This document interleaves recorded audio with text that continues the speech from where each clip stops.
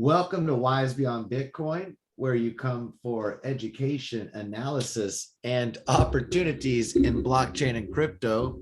The audio thing again, I had the mic way back. Welcome to Wise Beyond Bitcoin. My name is Lucas. I'm Jacob. And we've got a really fun opportunity and educational, little bit of analysis, really exciting video to share with you.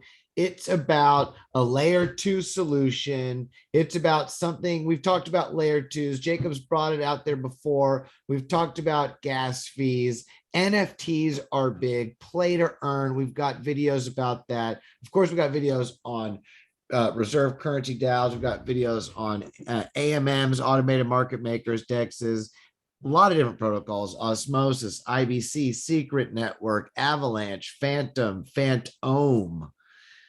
Olympus DAO. I mean, look, if you want to take a look and learn about a whole bunch of different projects, this is educational entertainment. It's not financial advice.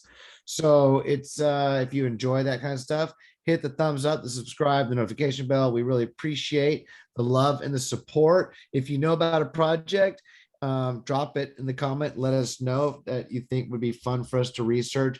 If we make a mistake and you want to correct us, please drop that down below too, because we do err. Do your own research, DYOR, to be your own bank. And you're going to make mistakes. We make mistakes. We may make the same mistakes.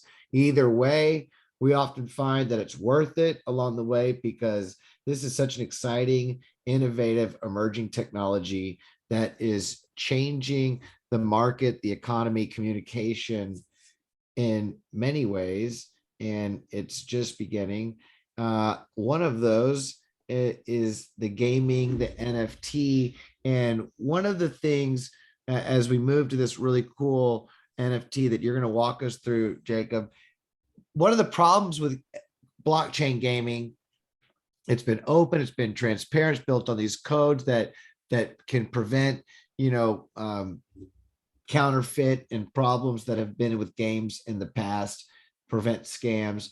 However, the problem has been gas fees. I mean, once you start getting a lot of people, once you start having a lot of people play on Ethereum or on a network, it becomes very expensive, very fast, because the transaction fees, the gas fees. And so what about this project that you're about to show? Is there anything about this that is unique in that world? Yeah, so actually, just to bring it up a little bit, we've talked about ImmutableX layer 2 solution before. They sell NFTs. They're an NFT marketplace with zero gas fee trading. So you can purchase, sell, move around your NFTs, and there is no gas fees on their layer 2 solution. And what we're talking about today is actually Gods Unchained, one of their featured games, one of their products, a game I've been playing for quite some time, a little over a year now. And I was blessed to be able to be brought back into this game pretty recently. I kind of stepped away from NFT gaming for other NFT games, at least on this particular game. At the time, there was only one expansion, but now they have Trial of the Gods, they have Divine Order. And so what is this game? Well, Gods Unchained is a blockchain card game that you're able to play with the cards being represented as NFTs. And so what's awesome about this game is if you have kind of that itch for games like Magic the Gathering, Hearthstone, if you're that kind of person, I definitely was growing up. I absolutely love these card games. And so for me, they kind of hit that soft spot in my memories of playing these card games, playing Magic the Gathering, and it's represented as NFTs. So you can actually earn while playing the game. And with the recent launch of their token, you can actually play to earn. So what's awesome about their token is it's earned just for playing the game. they have these events called Blessings of the Gods, where you play during this event and you can earn God's tokens by playing and meeting certain criteria. The token itself is a governance token. And so by holding the token, you're going to be able to take part in staking to earn more over time. You're going to be able to create NFTs within the actual game itself. The way that you create your NFTs are, there's these things called ranked weekends, and you'll play on the weekend, and depending on your win-loss ratio and how many matches you've played, you'll get cards, virtual cards. They're not attached to the blockchain though. However, with God's tokens, you can take 2 pairs of a virtual card and mint it as an NFT. So if you have 2 of the same virtual cards, you can turn it into an NFT on the blockchain using their token. And so by playing the game, you're quite literally building your own NFT deck. And you're able to do what you want with that from that point on. You could sell it on their marketplace and take the Ethereum from there. You could take part in governance. It is a governance token, so gods will be used in the future to be able to, as the game develops, head in that direction. And so you can kind of see some of the partners that they're working with, some big names, Coinbase being a big one. Oh yeah. I really, really love this game, and I can't state that enough. Just to kind of go through and show you some of the awesome things that they have is they actually have a community with an entire meta and deck building strategies. And so you can actually go here to gudex.com and you can check out like even the god win rate ratios of like what's the average win rates per gods. You could check out all kinds of different information, the meta behind which cards are being used the most right now, which decks that people built are the most popular and the most copied. And it's a lot of information. It's a whole ranking system where you can compete to be on the top of the leaderboard. But I think it's best that I show you the game instead of talk about it. Okay. So we're going to go ahead and show you real quick. All right. That's exciting. That's cool. So how long does one game last? It depends. I've had games last as long as 20 minutes or longer, 20, 30 minutes, and sometimes they're quick. It really just depends on your cards you have and the deck that you have. But and there's time, your time to how long you can take to move. Yep. But as you can see here, you can see that you can go through here. You can play ranked versions of the game. You can play solo, or you can go through the tutorial. You can directly challenge your friends if you have a deck that you want to challenge a friend to, and they have their particular game style. A lot of fun. They have their marketplace, which will take you to ImmutableX. Check out your collections of cards. And what I'd like to talk about for just a second is the Forge, which if you go through here, you can actually start fusing multiple copies of the cards to be able to mint an NFT on the blockchain. So these are 2 virtual cards that you can put together to mint an NFT on the blockchain. And so it's play to earn in the truest of senses. When you say mint, so if you put those 2 together, it would burn them and give you something new? Yeah, if you put those 2 virtual things together, it will burn it to give you a blockchain NFT. So right now, those cards are all virtual, and you could tell based off of the colors of the cards. Oh, you mean they're not NFTs yet? They're not NFTs yet. So like, here, let me pull up one of my decks. You can see that I have 2 copies of this card End Times, right? The one that has the red background is the NFT, and this one here is a digital copy of that card. So it's not minted as an NFT yet, but I can use it in game. If I wanted to mint it as an NFT, I would need one more copy of that card to fuse them together. And it would mint me an NFT. And the value of that is you'd be able to take it out on the open market and exchange it. Exactly. And so right now I can't take this. This is within the game only. And I like that there's this barrier for you to be able to just take these cards and dump the price of the market. You've got to have multiple copies, which some of these cards are pretty rare. It's hard to find multiple copies of some cards, you know? Very, very cool. But you may be incentivized to, instead of fusing them, you may be incentivized to keep them in their form and use them for gameplay. Yeah, have multiple copies. If it wasn't for the fact that I bought second end time and then happened to stumble upon this one, I would have bought two. And so it's kind of one of those things where it's like, if I happen to run into another one, I'll have no problem fusing it since I have multiple copies. But if, let's say, I only have one of that card, I might not want to do that. Totally. But we're going to go through here and we're going to show you what it's like to open up one of these decks. First, let me do this. The graphics are pretty neat. I'll say that too. We're going to go ahead and do it live. Wow. But this is what it's like to open up a deck of cards. Oh, you're opening up a deck. Okay. Yeah. So anytime you start winning ranked weekends, or if you level up, right now I'm level 60, but as you level up, you unlock cards. And what's cool about this is you don't know what you're going to get.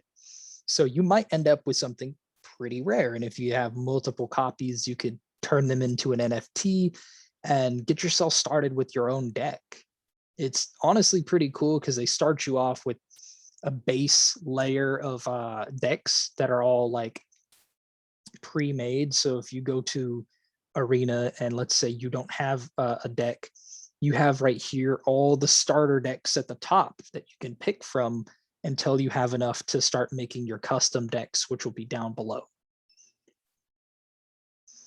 You can also learn about the game within, whether it's the lore, whether it's whatever it is that you want to learn about the gameplay, you can learn it here too. It's honestly pretty easy to just pick up and play, in my opinion. If you've played a card game before.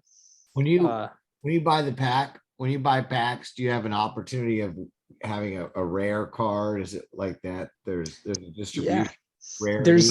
There's a distribution of rarity that's based off of the percentage of your card. So some card packs will give you the opportunity at a better chance of a higher rarity, but it doesn't guarantee you that rarity.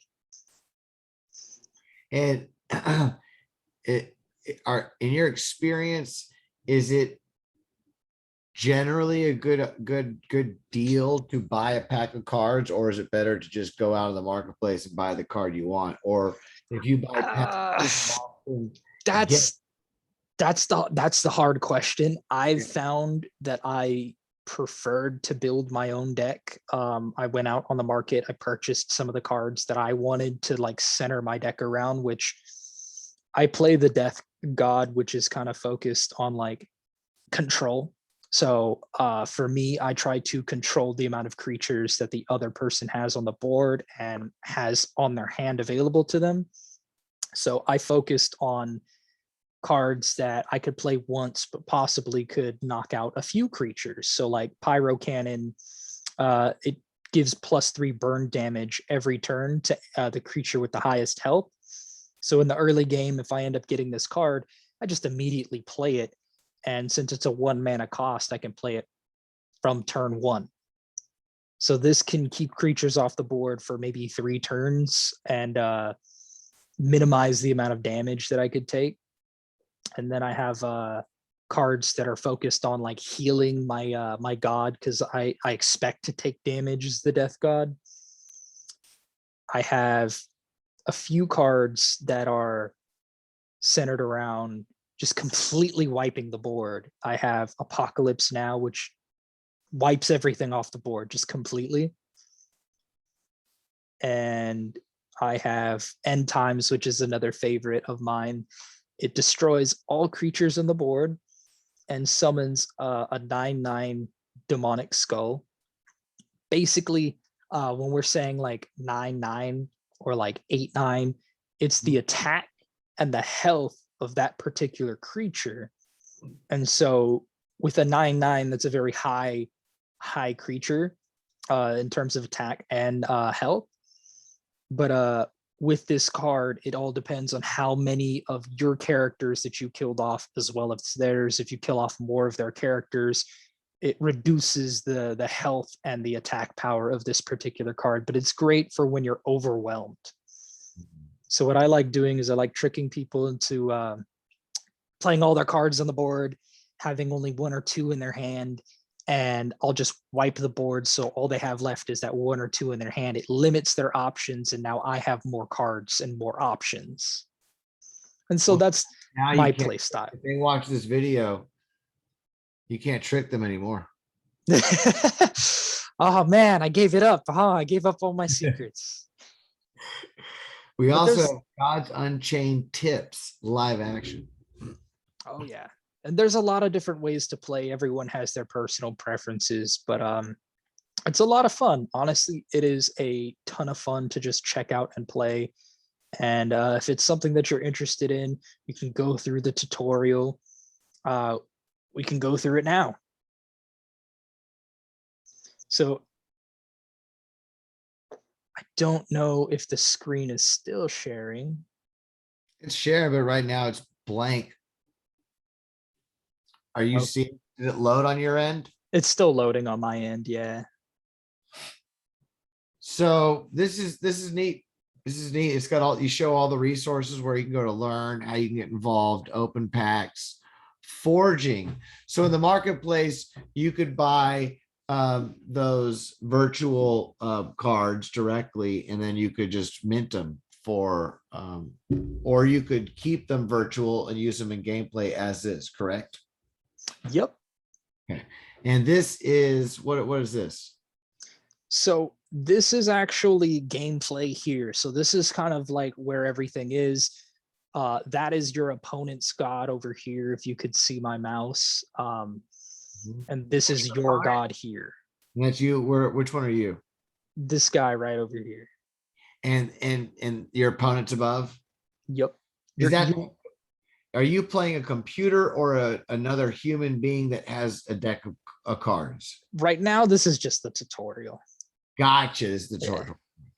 So this is just going through and explaining the game to people, since we're I love this game. I think it's amazing. Full disclosure, it's actually still in beta. So this game isn't complete by any means. So you'll notice a few bugs every once in a while. But it's extremely playable for a beta. It is. And shows you we're still talk about being early. Yeah. Oh yeah. But here you can see 0 transaction cost. That means every time you play a game, once you own a card, every time you play a game, and it's all free. You just get to play. Yeah, you just get to play, and then on top of that, it honestly is a way for you to play to earn. You can generate income on this layer 2 solution. Then you could just bridge it to layer 1 as the gas fees come down. And that's one strategy that some people might take. You play to earn. Walk me through that. Yeah. So when you pick your god, different gods have what's called a god power. And so this is something that costs mana to be able to play. Your god power will cost different mana, and they'll do different things. So you can read through the different god powers that they have. This one here, you give 1 strength and deal 1 damage to one of your creatures. And then before you start a game, you start off with 3 cards. You get to actually curate which 3 cards that you want. So you'll have the chance to, let's say if you don't like one of those 3 cards, you can throw it back into your deck for a different random card, and could do that a few times to be able to get yourself started off with a hand that you feel is fair for the early game. I love that. Each card costs mana. Mana is built every single turn. So every turn is 1 mana, and as you get up, you can put on more higher and higher threats. So you can see that this card here costs 8 mana. That's a lot, but it has a lot of effects, and it has a high health and high damage. But on top of that, it has Leech, which it heals the controlling god every time this one attacks. So if I was to play this card and attack either their creature or their god, I'm healing for 8 every single time I attack, because that's what the attack is. So pretty interesting mechanics here. On 1, 2, 3, 4, what's considered medium and what's considered high and what's considered low on the attack and defense number? So you start off on turn 1 with 1 mana. I would say mid game is like turn 5. Like when you have the access to unlock 5 mana, that's like mid game. Late game is like anything past 5. Really, 5 is kind of like mid game, and then like 6, 5, 6 is mid game. 7, 8, 9. Well, what would be the numbers for attack and defense, for medium, for low, medium, and high, like on a value of a card? Would a common be like an attack 1 or an attack 2 or a Yep. defense 1 or defense?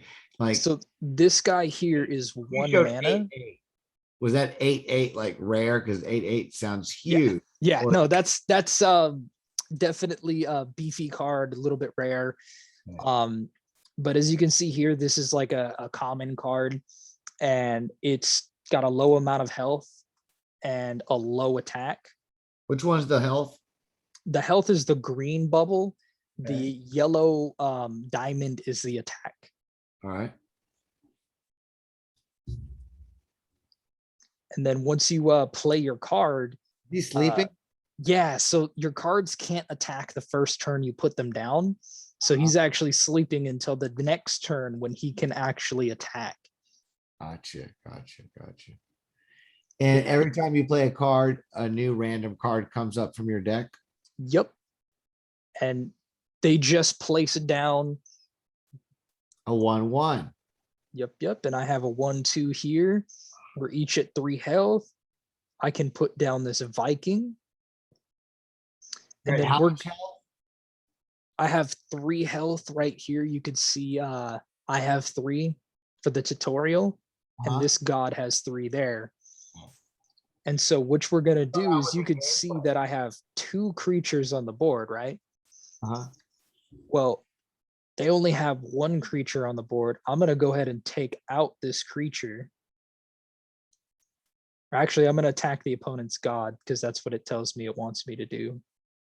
Can they block it, or do they have they don't have a choice? They don't have a choice. If you there's other things within the game called frontline creatures, which this person just dropped a frontline creature. You could see that my card was damaged, and it survived the attack, but it took a little bit of my health away.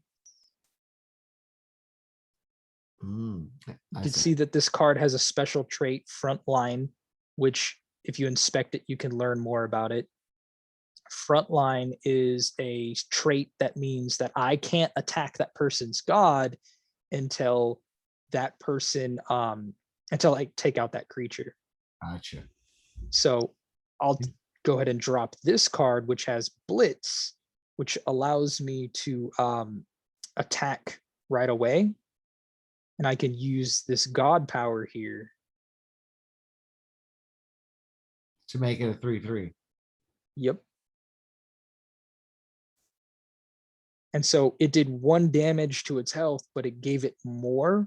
And since it has Blitz, I can attack here, take out their frontline creature, and then I can focus on attacking the god since there is no frontline creature blocking that god. So you could think of frontline creatures as their shield. Very cool, brother. Very good example. When you play a normal game, how many health do you start with? You start off with 30. It's a lot more. Wow. I can see how it can take longer. I dig it. Are you ending can you end the recording on your side? I don't know if you're in charge of this boat. That's awesome walkthrough of, it's probably one of the top games on ImmutableX. Can you go back to ImmutableX website? Yeah, absolutely. Let me just get this here. Does it show the top transactions under transactions, the top games? I don't know if it shows the top transactions. I know it shows the featured. Where it says transactions next to inventory. Are those personal transactions? Oh, those are personal transactions. Oh, Yes. pardon me. Okay. I was going to do a spoiler on another ImmutableX game that just launched that I'll be doing a video on later. There was some metric I saw earlier on some site that showed it was up there underneath Gods Unchained, like 3 or 4 down. This is alphabetical order. So this one or some kind of order. No, it's not alphabetical order. But yes, I will save that spoiler alert. Well, it's Reximon. Reximon, XE, it's ME. Yeah, REMEXEMO. Oh, no, Reximons, pardon me, not Remex. You can take, yeah, XE. Yeah, there you go. There you go. Bomb. Yep. So are you, oh, that's cool. That's cool. It's showing all the in the marketplace. So that just recently launched, and it's an active community. It will be a PvP, a player versus player, a play to earn. It is really, really unique traits, and it's got a very active community. And I believe from what I've read, I know the developers, they're working on a lot of stuff, but it's beautiful. They're another gaming system out there on ImmutableX, where all of it takes place with zero gas fee. That's why the developers, that's why the community behind this was so excited, was because they wanted to be a part of gaming that was actually viable, like to have characters and NFTs that you can use and play. Every one of these have a rarity and have traits and are going to be used to, like a Pokemon style, or different game to play and battle each other. But they also have rarities and value out there in the ImmutableX market, because as you know, the ImmutableX is also a marketplace. Yep. And it's just awesome seeing that like ImmutableX is being rolled out. There's all kinds of different games going on with them now. They have just so many different things that are out there, and I like a Moody Crow. all a gasless solution, I would love a Moody Crow. The Moody Crows. I don't know anything about if it's a game or interactive or what, but I love animals. I love birds for sure. And I mean, crows, come on. I mean, look at these. They're cool. That's cute. I 53 ETH for that Moody Crow. I mean, I don't know what to say. That's just, maybe someone's just saying it's not for sale, basically. Or wow. Yeah, there's some people saying that they don't want that for sale. 106,000 for, they don't, is there enough ETH out there? Is there a wallet that has that much ETH in it? 1 million ETH? Okay, maybe. I have no clue. I know some people will do that. They'll list something at a ridiculous ETH price to basically say, I'm never selling this. But there are some more reasonably priced ones. I just like going through on projects and checking out the highest price listings. 17 ETH. I mean, and the floor price is a lot more manageable and reasonable. You can pick one of these up for relatively cheap. Right. Which is good. Which is nice to be in the community and be like, yeah, I've got a Moody Crow. Maybe not the $60,000 Moody Crow. Yeah. It's like that guy has the Rolls Royce or the Bentley or the Maserati or the Ferrari or Lambo, whatever it is, and someone else is like, well, I've got the Toyota Camry, you know. Yeah. But both of us have to drive the speed limit and get to point A to point B, and have air conditioning and a radio. So at the end of the day, if it's used for a game, a lot of them, the rarity it's just if you're into the trading or into the aftermarket. But when it comes to the gameplay, yeah. Oh yeah. That looks cool. That looks cool. Those are the cards. These are the cards, and you can kind of see how like affordable it is to pick up some of these cards. Like literally, look at this, 0.0068 ETH. That's a very small amount of ETH compared to other NFTs. And part of the reason for that is that this is a card game. It depends on the price of the cards. So like, we will see some higher priced cards, especially when you look at the cards rankings. Avatar of War is a card that is kind of expensive. So if we look that up here, Avatar of War, 0.12 ETH. Like that's. You have one of those cards? I don't have one of those cards, no.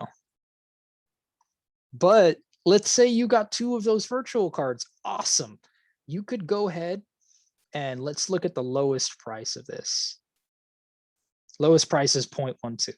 So if you were to have 2 virtual cards, by some luck that you happen to like get that from a virtual card deck, you can mint them as an NFT and then flip it for 0.12 ETH. And how much is a card deck? They sell them. Let's see how much they are going for right now. You can buy them for a deck for $2.34. They have different kinds of decks: Divine Order, Epic, Legendary, Shiny. What's all that stuff? So Divine Order is, think of it as the card pack, kind of like you would have your Magic expansions. This is their expansion pack.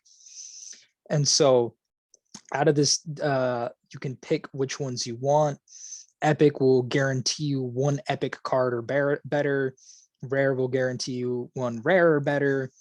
Legendary is 1 legendary or better, and then so on and so forth. The highest value card. The highest value. I don't mean actual card. I mean category. Category would be the shiny. You're guaranteed 1 shadow, gold, or diamond legendary card. And